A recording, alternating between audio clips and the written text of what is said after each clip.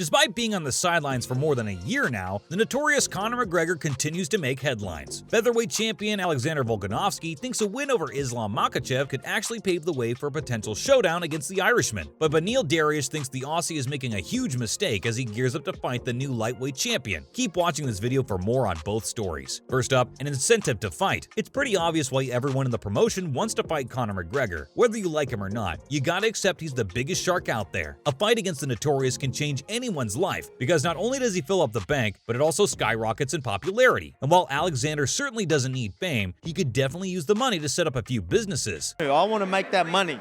Give me that money, you know what I mean? And one division ain't enough for that. Another thing, after hearing what the Aussie had to say about fighting Conor, we've come to the realization that not only is he a brilliant fighter, but he's also a really good businessman. See, Conor and they just want this money fight and all that. Yeah, of course, yeah. Conor isn't just going to fight anybody. He has so many options, and considering his name value, he's calling the shots. But what better way to bait Mystic Mac than the lightweight title? It's an incentive to fight. Alexander has this outrageous plan to defeat Islam. Getting me down is going to be a problem. If you do, I'm bouncing right back up, and it's going to be stand up most of the way through. So that's how I look at it. And again, you ain't going to land on me like that. Win the lightweight title and put in an offer in a mega fight against the one and only Conor McGregor. We're not going to lie, it's a solid plan to say the least.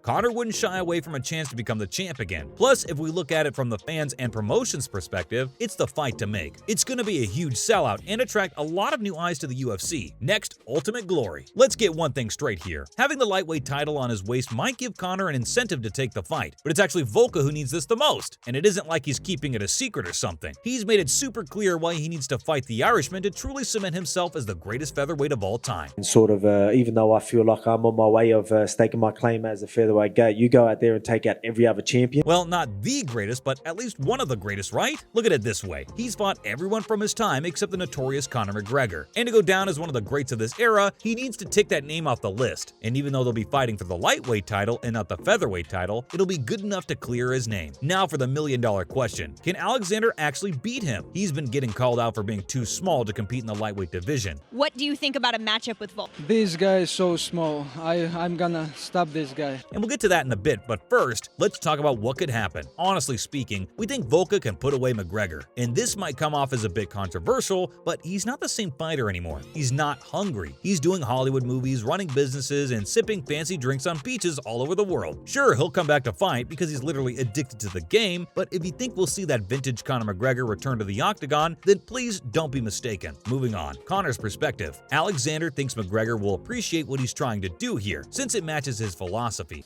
I believe in my preparation. I believe my movement is too dynamic. I believe I'll freeze him with my movement. What's that, you might be wondering? A big fight, a title on the line, and lots of money to be made. He'd love a chance at the title, which would be pretty hard coming off a few losses. But if there's something there, I'm sure UFC would push it. Volka also thinks that the promotion would push this fight because it ticks their boxes as well. The UFC always wants mega fights that'll bring in the numbers and lead to huge profits. But here's something Alexander needs to realize. No matter who Conor fights, it's gonna be a sellout. He's at his hips. Having a conversation, looking to finish the fight. That's it. Wow. The only thing he has here is the lightweight title. Scratch that. The only thing missing from the puzzle is the lightweight title. He needs to win that first before he can start talking about a potential fight against the Irishman. And that brings us to our next question. Isn't he too small for the lightweight division? Wouldn't pack on so much mass affect his agility? Does he have enough power to put away someone like Islam Makhachev? Now, don't get us wrong. Deal with Islam, you would require a different kind of mindset, and it would be different as far as Charles goes. We still think the Aussie is an amazing fighter, capable of beating anyone, but stepping up a division to take on such a dominant wrestler sounds like trouble to us. Let's see. Volka has demonstrated he's extremely talented on the ground as well, so who knows? Maybe we're in for a shocker. Following up, too small.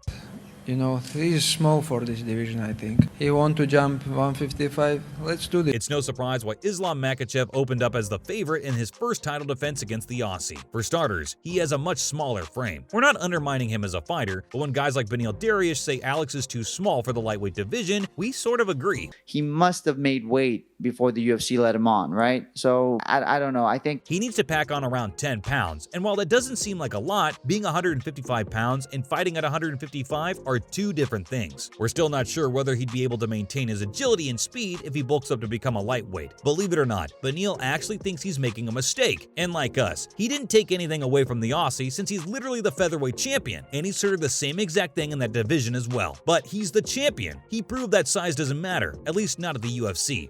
What I'm doing is impressive, and I'll leave that up to everyone else to make that decision, but we've got absolute legends in this sport that, you know what I mean? The question still stands though, is he too small for someone like Islam Makhachev? Like I said, might be. I'm sure people said that to him at 145 too, but I just think we have a big weight advantage on him. We're a bit divided here, guys. We know the weight advantage could end up being the deciding factor on the night of action, but Alexander is one of the greatest mixed martial artists of our time.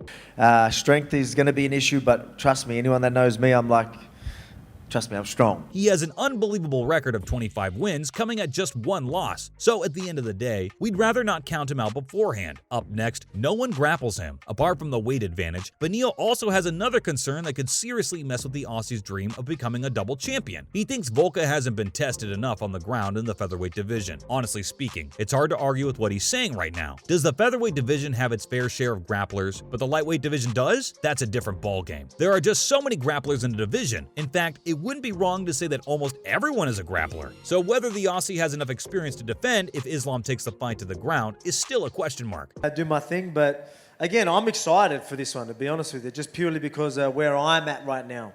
You know, I'm a whole different beast. He'd probably have to keep Islam on his feet and try to hurt him with his strikes, but even then, whether he has enough knockout power to do that is again a question mark. But we're not saying he's a loser going into this fight. Being the champion isn't easy, and considering how Volka has put away the best of the best is a positive. It's a message for Makhachev that he needs to be careful, because the Aussie has a habit of surprising his opponents now and then. We're pretty sure Islam is going to be very cautious, since losing this fight will mean he fails to defend his title against a guy who moved up a division to take him on. There's pressure on both sides, so let's see. We're in for a real surprise. Last but not least, just talk. Even though half of the fight world is rallying against him, saying all sorts of things like how he's too small or doesn't grapple, the featherweight champion is refusing to back down. He has one target, and that's becoming the first active doubleweight champion of the UFC. And judging from how he's been performing for the last couple of years, we don't think he's going to let all these comments get in the way. He's literally inches away from his goal now, because let's not forget, we've been hearing his ambitions about becoming a double champion for so long now. I think it'll be a massive fight,